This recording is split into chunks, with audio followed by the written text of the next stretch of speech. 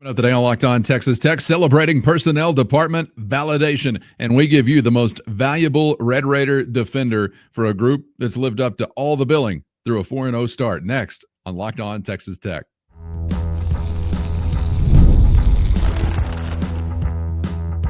You are Locked On Texas Tech, your daily podcast on the Texas Tech Red Raiders. Part of the Locked On Podcast Network, your team every day.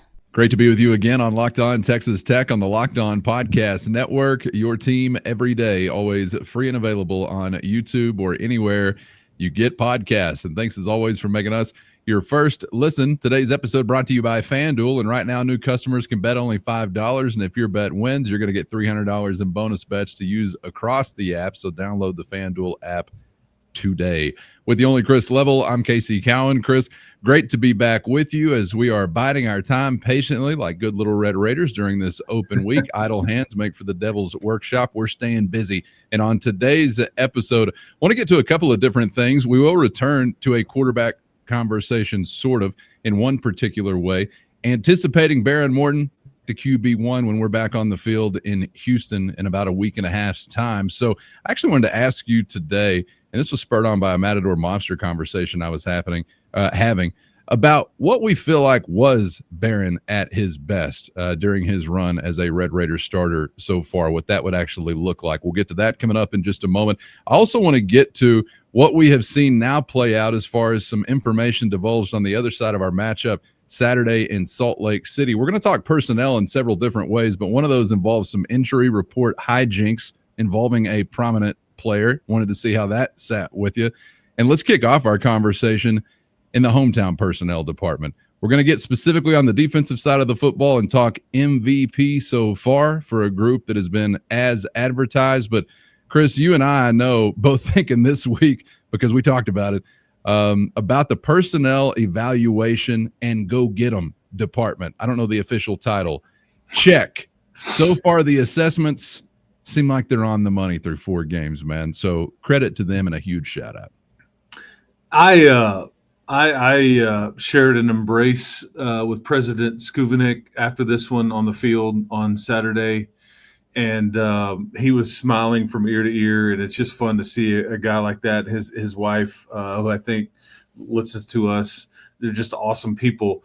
But after that, I'm walking up the tunnel, and I'm waiting to interview Coach McGuire, and it just like hit me. Man, did you nail this all over the place?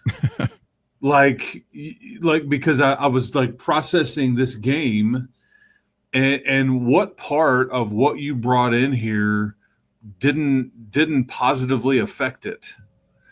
Because that's what was – this was we can talk about different aspects. I mean, Will Hammond has gotten a ton of credit, and deservedly so.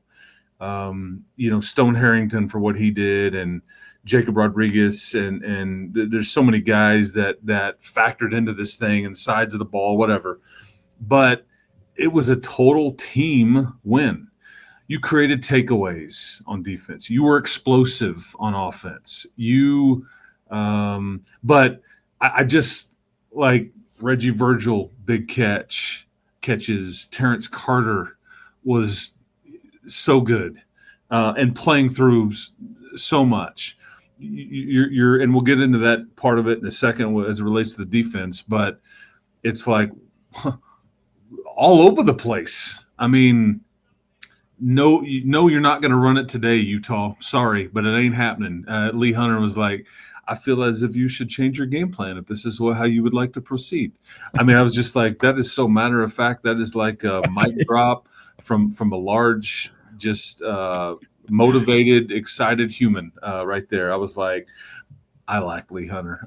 Man, that's just like he's the nicest guy too, except for when you got to try to block him. Because it's like, engage, I'm pushing, and I'm going to win the tug of war. You will go backwards, and I'm just going to shove, which is allowing these linebackers to do their thing. I thought I heard, too, he had a young daughter, which I was thinking about. Imagine being the guy asking for that hand in marriage. You better pack a well-organized presentation. Yeah, because we haven't talked about that, but part of the storyline, and I want to get back to, like, the personnel department of what was really put together here in a second. But like part of what you were without on Saturday, and I'm hoping he's healthy and okay, because I'm not certain that he is, but Joey said, "Hey, Duda Banks was not here. He's a father as of early this morning. So congrats to Duda and family and mom and baby and all that stuff. But Amir Washington was also not. And I just think back. Remember after the Cal Bowl game, okay, in Shreveport, and what we thought about Amir Washington, right? And you're thinking like, okay, 2 years from now, or a year and a half from that moment, because he was a rotational guy last year. He didn't flash like you would hope, but I just think about, you didn't even have these pieces, and it's like most people wouldn't have even known that and yet a year ago or a year and a half ago, you're thinking, okay, in 2 years you're going to play a conference game on the road. Duda Banks won't be able to play. Amir Washington won't be able to play, and you're thinking that's not going to be good. And yet what you've put together is like you don't even notice it. I mean, it's not even like I'm going through the injury report on the broadcast. I'm like, yeah, you're without these two guys. Like, okay, cool. I mean, you're now. I would like to have all parties involved here, because I think this is part of the depth, and you just never know when somebody's going to be called upon. But so whether this was, and I think Blanche is kind of the face of this movement. I think that's really, but James Blanchard, Brian Nance, Wesley Harwell, Sean Kinney, Cody Campbell, Gary Peterson, John Sellers, Dusty Womble, whoever else was a part of the outside analytics firm individual that has really kind of helped you be quick to pivot, so you can have a leg up and like able to act quickly. I just think all parts involved here, Coach McGuire, and then the staff collectively, though, this is a lot of fun, man, because there's not.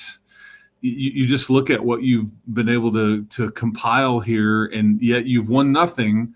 But as we've looked at it, you passed the eye test, you passed the smell test, you passed the prove it test on the road. They're all making plays. There's no jerk among the group. It's just, so gold stars for everybody involved in what was put together last December, because it showed up and showed out on a Saturday morning in Salt Lake, all over Cole Wisniewski all over the place. Bryce Pollock just is like making a habit of like taking the ball away. I mean, it's just all over the place. And I just thought, it's just like you're checking all kinds of boxes as I'm walking up that tunnel. And I just was like, we got to have a conversation about like what they've been able to compile here, because they hit. And some of them you haven't heard a ton from. Teron Grant, not necessarily needed. AJ Holmes, rotational guy. Amir Boyd, a little hiccup. I mean, I'm driving around the parking lot fast. Hey, man, no, it's all good. He's back in there, and he's kind of a rotational guy too. But it's just Upton Belenfant hasn't done anything wrong. He missed an extra point in a blowout. Whoop-de-doo. He's been a great teammate. And Stone has just, I guess, maybe got a stronger leg or been a bit better behind the scenes, for all I can tell. But other than that, it's just like all parties really have factored into this thing, and it's just through 4 games in, and it's led to an undefeated September is what it's going to be for the first time since, I guess, what did we say, 2015? 13, I think. 13. Okay, there you go. Yeah, and Boyd had an interception. AJ Holmes, I think we're shorting him. The dude is he's more than a rotation player to me, Chris. I mean, I was just talking yesterday about seeing him several times lead to a statistic recorded elsewhere, but it started with disruption. He wasn't the only one, but started with that disruption up the middle or up front that doesn't register in the box score. But yeah, and thank God. I mean, I did contribute a little bit to the eye test research, but thank God somebody else performing all the smell test research. I'll leave that up to them. So appreciate their hard work. As far as personnel matters defensively, the group that has lived up to every bit of billing and the highest of hopes coming into the offseason, who is the guy we're naming? If you're talking about the most valuable piece so far, is it maybe somebody up front in the middle? Is it a preseason defensive player of the year that's lived up to that? Is it Pollock taking the ball out of the away and making a habit out of that? What name's standing out to you? The fun part here is that there's so many.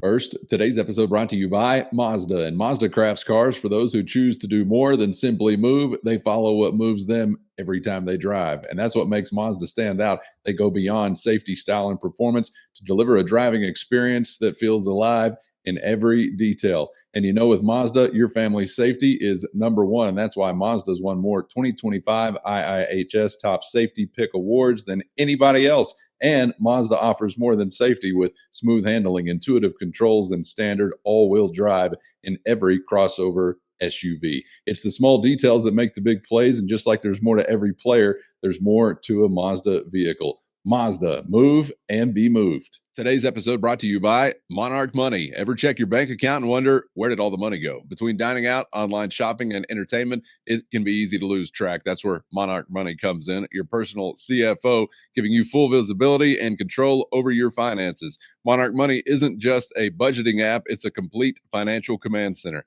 You can track all your accounts, investments, and spending in one place, so you stop just managing your money and start building wealth. You're going to love the all-in-one convenience. Instead of juggling multiple apps, you can use Monarch to check your finances, track spending, and even plan long-term goals. So take control of your finances with Monarch Money today. Use our code LOCKEDONCOLLEGE at monarchmoney.com for 50% off your first year. That's monarchmoney.com and our code LOCKEDONCOLLEGE for half off your first year. The fun part here is that there's so many possibilities. Yeah. And you just, this is uncharted territory to a certain extent. So many times it's a no-brainer, which isn't a bad thing from that standpoint. It's like, hey, you got somebody really good. This conversation, though, is because you have so many guys that have showed up and have played well and have made plays. But the answer is Jacob Rodriguez. Okay, that's so. I think the best way to approach it, at least for the way I would discuss, is that okay, who else? Because he's the no-brainer, and I think most valuable, best, because I think your ends have both been really good and as advertised, and what all they do doesn't like show up in a stat sheet because they are showing up in the whole QB pressure category, like leading like 2 of the top 5 in the country. I think John Curry has been like playing with his hair on fire. He's just all over the place. I think, and Joey continues to call him out, making us look really smart for how we talked about him in the summertime. I think Lee deserves, like, what he's doing doesn't show up in the stat sheet, but like he's allowing your linebacking group to do what they're doing, because he's just like, hey, give me one offensive lineman, give me another. You don't guys get to go anywhere. I'm just going to try to win, and like everybody behind me, go do your thing. I mean, it's beautiful. Yes, it is. Yeah, I mean, it's just I'm just Bryce Pollock. I mean, how could you? I mean, when's the last time you had a kind of a corner like that was just a ball hawk? I think Ben Roberts has played a lot better than people realize. I mean, he forced one of those fumbles the other day. He had a lot to do with Utah not being able to run the ball. So I just have you named 11 yet? Because where's the weakness? I mean, Brendan Jordan, he was speaking to the media after the game against Utah because he was so good on Saturday. Mm-hmm. In the biggest of moments. He was so good. So we're close to naming. Balfour's making some plays. Yes. Yeah, I don't know. And none of them have been perfect, but I just think that your heart and your leadership and kind of the guy that just kind of stirs the drink, if you will, is is J-Rod, if you will. And I asked, I'm like, okay, I think I know the answer here. Just curious, and I got some opinions back, and I again, I didn't want to overthink it, and it's Jacob Rodriguez. But I think that your edges, I think your entire defensive line, I think Bryce all deserve some mention there too. If you're trying to pick out one after 4 games, yeah. I think I would go with the refrigerator. I think I'd go with number 2 because I believe he directly allows Jacob Rodriguez to be the best Jacob Rodriguez can be. Jacob Rodriguez was a part of this defense last year, and the defense didn't look like it does this year. So what has changed most significantly, in my opinion, would be number 2 up front, and his cohorts, his colleagues in the law firm, Hunter, Holmes, Gil, Howard, and the defensive ends, and the other interior linebacker, and the star, and the ball-hawking cornerbacks, and the reliable safeties. I know I've gotten to 11. How about some depth pieces? Should I name 15? I think the other option has to be Lee Hunter if it's not Jacob Rodriguez. You guys tell us how you see it. Agree or disagree in the YouTube comments. Shoot us a text if you are a Matador mobster. It's a personnel theme sort of on the show today, Chris. Can we look back for just a moment? Because we've got some information to process that may have just kind of not necessarily gotten on Red Raider fans' radars as we leave Utah to the dustbin of history and move on with our lives. But we are, as Big 12 football fans, experiencing something for the first time this time around that we're not necessarily accustomed to, how it's going to go or what's required, and that's the conference-mandated availability report. Utah's got some attention last week. It was very light, one category initially, then you had another category, whatever. I said last week, I'd probably play the same stupid reindeer games if I was the coach just because, well, screw you. What do I need to tell you? So that's kind of where I identify with.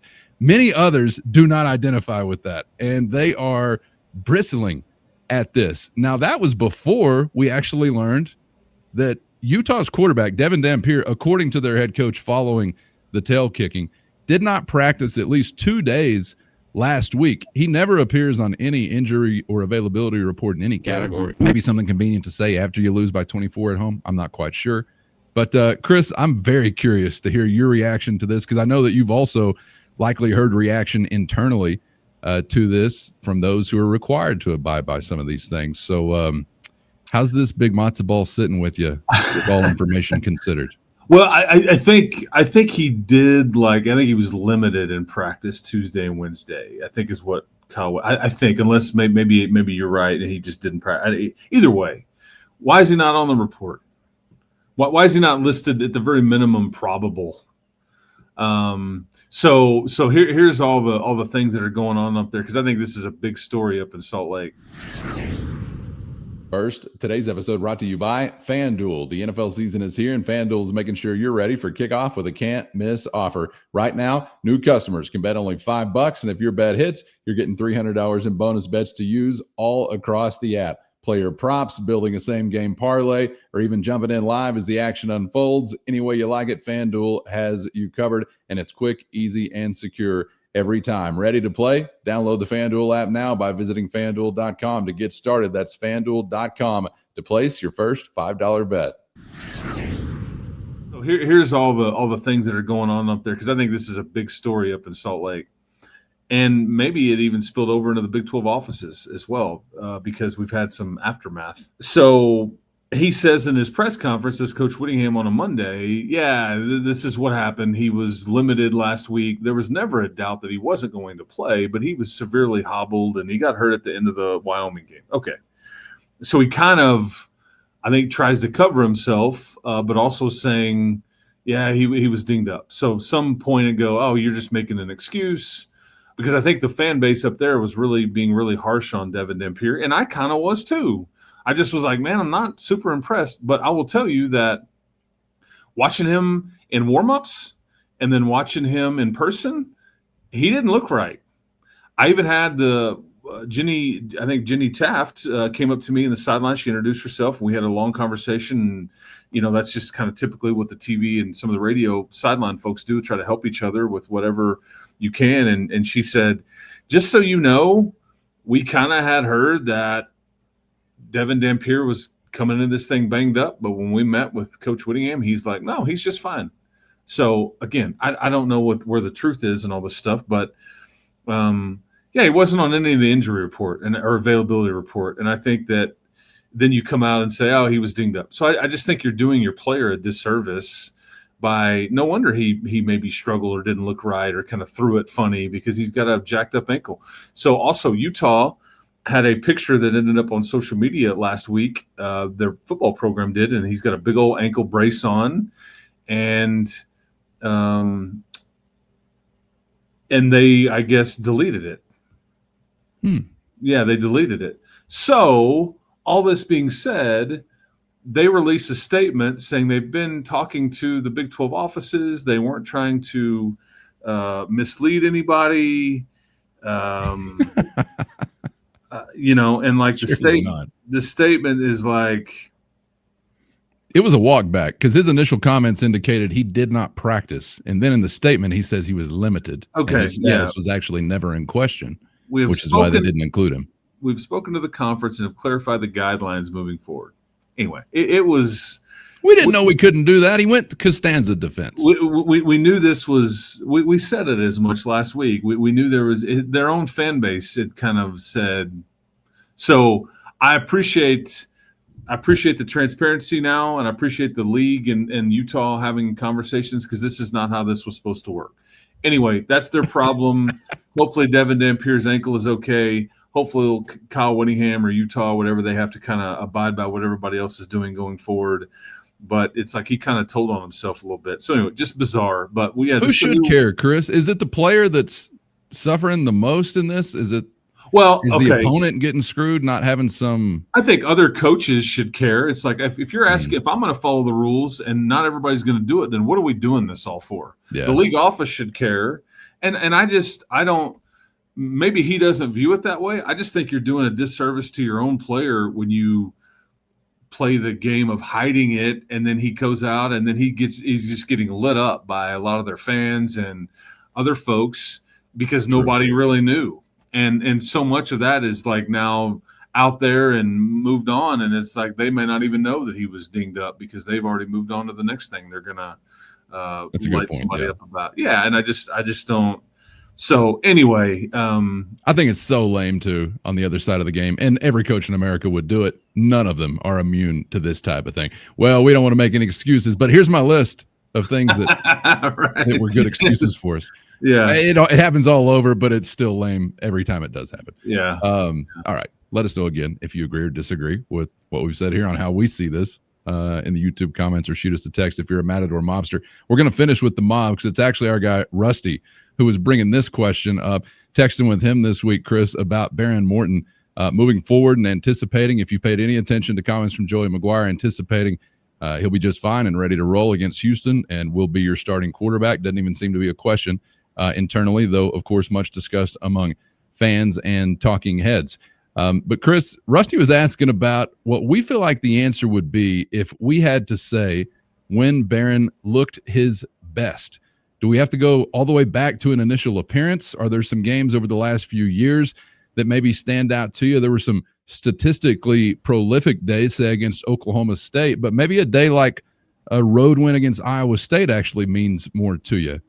So what would you actually point back to where you really thought, man, this is Behren Morton close to clicking on all cylinders as a quarterback?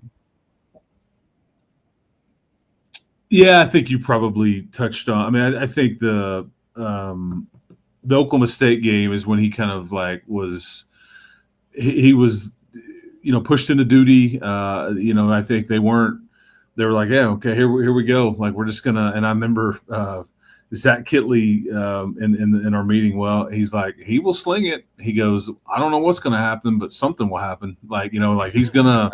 It's not going to be boring. And sure enough, I remember Mike Gundy after that game was going, that guy's going to be a problem for the rest of the league for many, many years. And even in that game, unfortunately, he was lighting it up, throwing it all over the place. And it was like the end of the first half. He had a blitzer dive in and kind of go low, and he didn't hit Behren, but Behren, when he came down, he like landed on him and he kind of tweaked his ankle. And then the second half, he just couldn't move as well. But he still threw for 300 plus, but you didn't win the game. But I do think it wasn't the offense's problem. It was I think you scored enough points and all that. You just weren't great on defense that particular day. But the other one, and this was more of a grind because of the opponent and the weather and the it was wet and raining and the grass was tall and thick and all that. But I just part of me says that let's talk about that Iowa State game last year. That was a top 10 or 11th ranked opponent in the country. 11, they were like 7-0. And he did drive you down, 71 yards with like not much time left at all. He doesn't score the winning touchdown, although he threw what I think should have been. But Jordan Brown, it's like they call him like down right there at the one, and otherwise he throws the game-winning touchdown. But there was a couple of picks in that one. I can't remember if one of them was tipped or whatever. So his stats weren't like gaudy or anything. That was a big win, man. That's a big boy, all involved because you're playing a legit opponent at their place. The elements are there, and you played pretty good, and then you have to come from behind and drive them down, and you got it done. Didn't he have a game-winning drive in Lawrence a couple of years ago too? I believe so, yeah. Yeah. I may be confusing some of the Shuck Morton crossover too. But I think so. This was Barron, like some chunk plays and then a game-winning kick. Well, that was just an ugly game, and neither team really had many answers for the other on offense, and yet you made some. So, anyways, I think you're speaking to what I noticed and kind of just looking back. I knew what I recalled off the cuff, and so then I go look at the numbers. And a lot of his best days, I feel like, came in not some prolific statistical performance. Like he had a 400 plus, like 4 TD, I think, no pick day against Oklahoma State last year. That was just a wild game and kind of lended itself to that type of offense. Was Oklahoma State the most satisfying win of the year? Not even close. I would go back to Ames, Iowa, and say that actually said a little bit more about him, I think, as a quarterback. So I don't know. You kind of have that dynamic between some days where maybe the numbers are a little gaudier, but then the other days where you feel like more intangibly, maybe he was the best Barron Morton that Barron Morton can be. And so the question coming into the year was, is he good enough to take you where you want to go, and can he stay healthy? And we would always say, well, he played all 12 last year, and he wasn't really right, but he did play all 12. He didn't finish the TCU game, but here we are again, and that this is really the problem, unfortunately, is that 4 games in and 2 of them he hasn't been able to finish. And so I just had said, if he can stay healthy, I think people will like the results. The problem is there's just always something there. And so, you just don't know what that looks like. Hence the reason that I feel like you need, Will Hammond and Mitch Griffiths and you're going to need the group. We've there. Been warned off of speaking this into existence. I know, but it's the PTSD. It's like I mean, God forbid you ever show up in a Big 12 road game again on a Saturday night and you're starting an 18-year-old true freshman and his backup is a wide receiver that played quarterback in high school. Right. That if that doesn't make you pucker up, I don't know what I can do for you. Puckered. Jake Strong should have never been put in that position, but this is where what choice did you have? And Brady Boyd was like, I'm ready, coach. Just like send me in there. I'll take some snaps. I'll run some wildcat. We'll do it. But that was it. That is all you had. Unless you just say, we're not going to run a quarterback. We're just going to put a running back out there and let Taj Brooks just take direct snaps and away you go. In hindsight, maybe. No, we don't have to revisit that. We don't have to revisit that. Yeah. But that's so we'll see how this plays out. Hopefully everybody's rested. And what would be best for everybody is for your redshirt freshman to kind of sporadically play, and for Barron to play really well and leave no doubt and stay healthy and all that, but it may not work that way. We just don't know what's around the corner, man. Likely not. You're probably going to see an undefeated Houston team coming up. You may see a one-loss Kansas team with some momentum and nothing to lose, and very much in the conference race the week after. You got some interesting games coming up that maybe we are looking at it going, you'll be fine there. You'll be fine there. But again, it's going to be interesting, if anything. Well, preseason wise, probably. Yes. We sit here now. No, not overlooking anything over the next couple of weeks as you get back to action. And you bring up an interesting point. We don't have enough time to get into it on today's show, but I definitely want to get into it on tomorrow's show because I want to talk about the future of the quarterback room as well. And all the excitement clearly around a guy like Will Hammond, but there's excitement around other guys who are already on campus and maybe some very exciting ones to also join the ranks. So I want to talk with you a little bit about sorting out that log jam, but also back to what you were just discussing, moving the quarterback around as a ball carrier. And I know there's been a thought out there about, is Behren Morton the wrong kind of quarterback for, say, maybe what they want this quarterback to be in this kind of offense as far as needing to utilize mobility? So we'll process some of that on the next episode. But clearly, as you look ahead to some of these other guys that are the future of that position or that you are targeting, there is, I think, a big dual threat component. Maybe I'm reading too much into it, but that's why I'm going to make Chris sit down with me for another 30 minutes tomorrow so that he can help me understand these things. But Chris, appreciate the time and the insight as always today. Enjoyed it, and we'll see you for the next one. Enjoy the hump day out there, you fine folks. We appreciate I don't know if you saw or everybody saw, but yeah, this little podcast went up to over 8,000 subscribers, I think. The Ocho. Yeah. So the first 8,000 are the hardest, what they told us. Downhill after that. Yeah. When we take this over, we had 250, 500, something like that. Yeah, and then a big loss. Most of those left whenever we took it over, and we had to rebuild. Yeah, that's right. That's right. But we only got so many cousins. Not 8,000 of them. I know that. we appreciate it. So enjoy the 4-0. I know I'm going to try to keep my man Calvin was dancing on his patio late into Saturday night. I know he's still got a little. That's right. He's still got a little left in there, and so anyway. But yeah, we'll talk to everybody next time. You're exactly right. Sometimes the analysis just has to make way for the pop and the lock, and that's what the people want. We're here to give the people what they want. All right. Appreciate you, Chris, and appreciate all you people, fine or otherwise, out there joining us once again. Get subscribed on YouTube or anywhere you get podcasts so you never miss an episode. Thank you so much to the everydayers for always being out there, of course, and appreciate the Matador Mob for always spurring on the conversation. You can hit the show notes and find a link to a free 14-day trial if you're interested in joining that crew. That's your direct line to Chris and myself with one-on-one text sent straight to your phone. For Chris, I'm Casey. Thanks as always for the time. We hope to see you back for the next round on Locked On Texas Tech.